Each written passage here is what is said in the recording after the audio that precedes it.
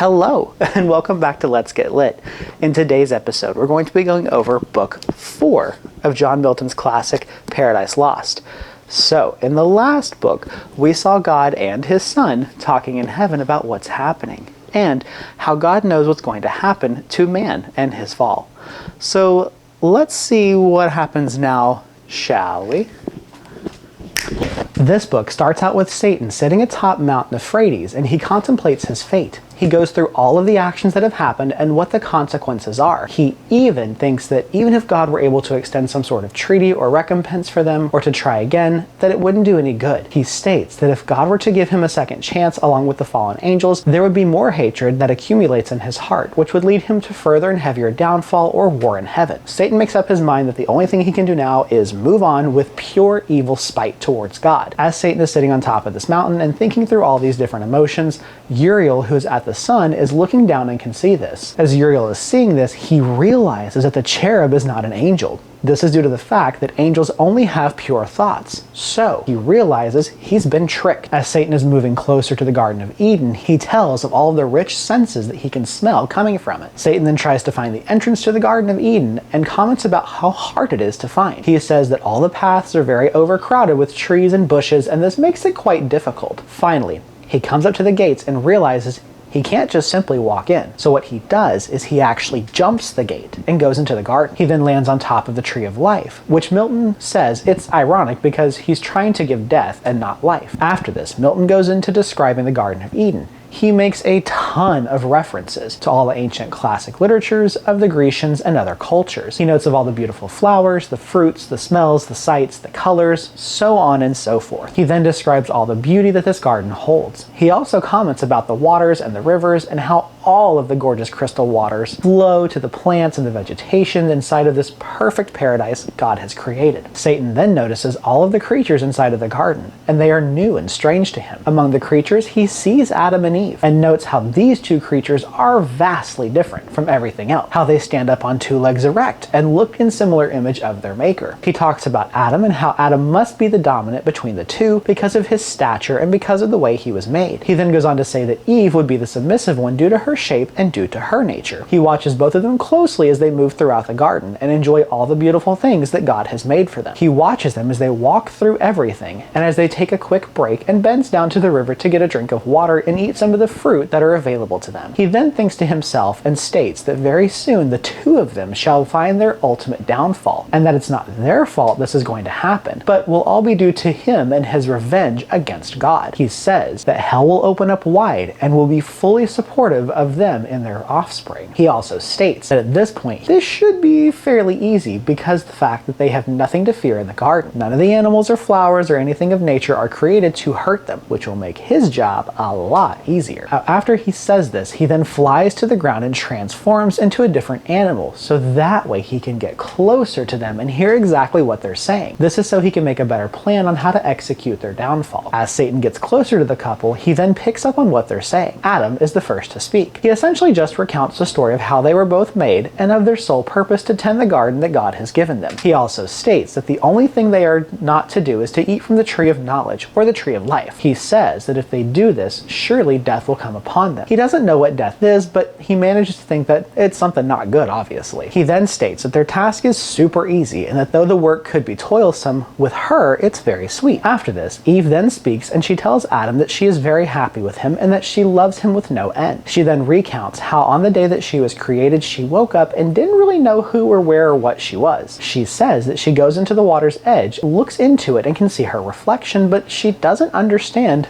it's her. Then, God leads her to Adam, and when she first gains sight of him, she realizes how lovely he is, and she falls in love with him. God tells her and Adam that they are supposed to be a team, and that she will bear future generations of creatures very similar to their image. God calls her the mother of all creation. She then tells Adam after they become a team and a couple, she truly is in love with him, and how she loves his beauty excelled by manly grace and wisdom, which alone is truly fair. After she speaks, Satan, then who is full of envy and rage, turns to himself and speaks to himself. He essentially tells himself, Why should they be happy? Why should they have a counterpart that loves them so much? But he also says to himself that not all is lost, because they have said the thing that will help him create their downfall. He says that it seems like everything in this garden is theirs except for one thing, and that's the tree of knowledge. He says it's forbidden for them to eat of the forbidden knowledge. He says, this is suspicious and reasonless, and why should God have them do that? And why should God do that to them? He says he wonders if it's because that knowledge would make them more godlike, and then they would learn that maybe God is keeping them low because that way he just gets endless praise. As he's talking about all this, and he tells himself this, he will leave them for now, so that way he can go spy on every single inch of the garden just to make sure his plan can fully go through. And as he looks at them before leaving, he essentially tells them, enjoy it while you can, because you don't know what your future is about to hold for you. As all of this is going on, the story then shifts to a very high ridge where Gabriel is sitting. Milton goes on to say that Gabriel is in charge of watching over to make sure nothing evil comes into the garden or to disrupt it. As Gabriel is sitting and keeping watch, Uriel comes blasting down faster than the speed of light to him. Uriel lands and begins to speak to Gabriel and essentially says, listen, there's a creature that has come to the garden to ruin God's creation. He says what he thought was an angel came to him around noon and asked him to see God's creation and asked to point the way. So Uriel did, not knowing any better, and that soon this creature whom he thought was an angel went down to go see Adam and Eve. However, Uriel states that as he was looking down at this creature, he realizes that this creature is no angel. And he says he knows this because when he was sitting on top of a cliff looking down into the garden of paradise, he could see all the different emotions that the creature was having, and that angels in heaven were not allowed to have these thoughts or couldn't have these thoughts. So that's when he realized that it was not an angel sent down to see God's creation. Uriel then tells Gabriel, listen, we have to go down, we have to find this creature because it's going to ruin everything. We have to work fast because this creature went down into the Garden of Eden and they lost sight of him. Uriel states that he thinks this creature was one of the fallen angels who somehow found his way out of hell and is now trying to seek revenge. Gabriel responds to Uriel stating no one has come to the garden gates that he knows of yet, and that the only thing that they could have done instead of coming through the gates to the garden would have been jumped over the high wall. However, Gabriel states, leave it to them, they will search every square inch and kick out this foe if they find him. Uriel is immensely thankful, essentially saying thank you, thank you, thank you, and he returns back to the sun for his watch. Milton then goes on to say that as the sun is beginning to dim and it's starting to become nighttime, all of the animals start to gather and rest themselves and make their nests, getting ready for bed.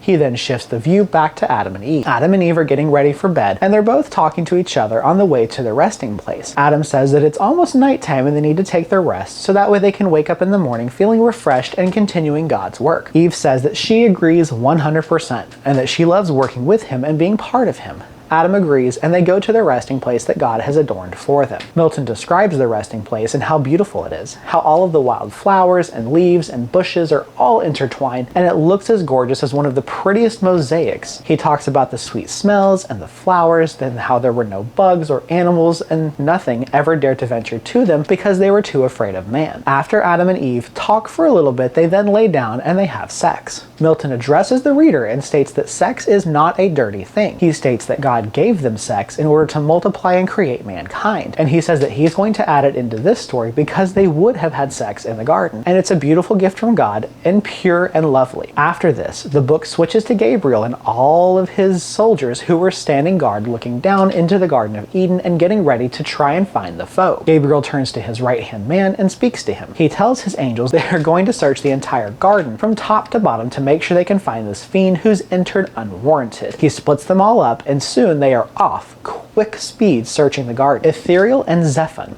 are soon scouring Eden, and they find this devilish fiend. He was crouching by Eve, and they soon found him and landed next to him. They asked him, who are you and what are you doing here? You do not belong here. You are not one of us. Why are you in this paradise that the Creator has made? Have you escaped your bounds of hell to be here? Satan responds and says, oh, so you don't know who I am. You don't remember me, do you? Me who was one of you up in heaven and who broke free from thy Creator's will. The angels in essence rebuke him and basically say, oh, you're just the fool who rose up against God and decided to create a war and then got cast into hell. It was your own hands who did this. not God's. Then the scene shifts to Gabriel, who's standing watch with the rest of the angels who had scoured the garden but couldn't find anything. Soon, the two angels and Satan make it to Gabriel. Gabriel speaks to Satan and says, "What are you doing here?" He said, "Was it not enough that you were sent to hell, that you should break your chains and somehow slither your way up here and to ruin God's creation?" He essentially teases Satan. "What, was hell not good enough for you?" Satan then responds to Gabriel and is like, "Well, I thought you were one of the smarter ones in heaven, but I guess that's not quite true." He basically tells Gabriel that wouldn't you try to break loose from your hell as well if you were doomed to an infernal place of pain and torture knowing that you did nothing wrong? Whew, then Gabriel returns and is basically saying, "Oh, how sad we lost you," full of sarcasm, and says, "Oh dear, we've lost a wise judge since Satan fell." He goes on to say that it was Satan's own doing and other fallen angels' doing for the evil demise, and that it was through his presumptuousness that he thought he could overtake the master and creator. He also says it must take real courage to flee hell because you couldn't take the pain, and that, "Oh, you're such a mighty chief because you let everybody else stay in hell while you decided you were going to break free." Satan then rebuttals and essentially says, "Yes, I am brave because I'm finding a new path for me and my fellow followers who did nothing wrong, and yes, we're here to try and corrupt God's world so that way we can have a better place." He then tells Gabriel, "Shouldn't you be back up in heaven worshiping God and doing your little dances and praises and hymns for him?" He says, "Maybe it would be better if you were there instead of trying to protect." Gabriel then replies that you are not a wise leader, you are not smart, and you definitely have no skills. All that you'll ever be is a liar and a traitor. He also says, "Don't be foolish, Satan. You once were an angel, and you once worshipped God with the mightiest and fullest of praise. He said it was from your hour of revolt that you did this to yourself. And he said, if you're not careful, I will drag you back to hell chained up, making sure you never leave again." He also said that he would also try to make sure the gates of hell are closed indefinitely. Satan then speaks to Gabriel and tries to threaten him, saying, "You know my power, and I can easily overtake." As he's saying this, Satan tries to grow to his full form. He does this so he can try to intimidate the other angels. When Satan says this, the entire lot of angels soon get really angry and begin to flank around him, surrounding him with their spears and shields and everything else. Gabriel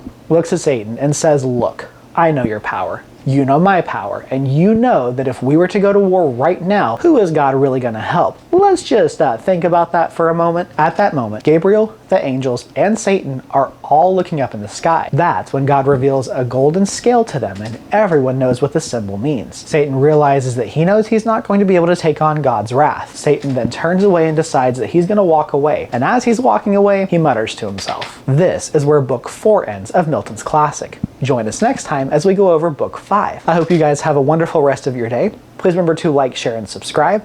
And as always, stay lit.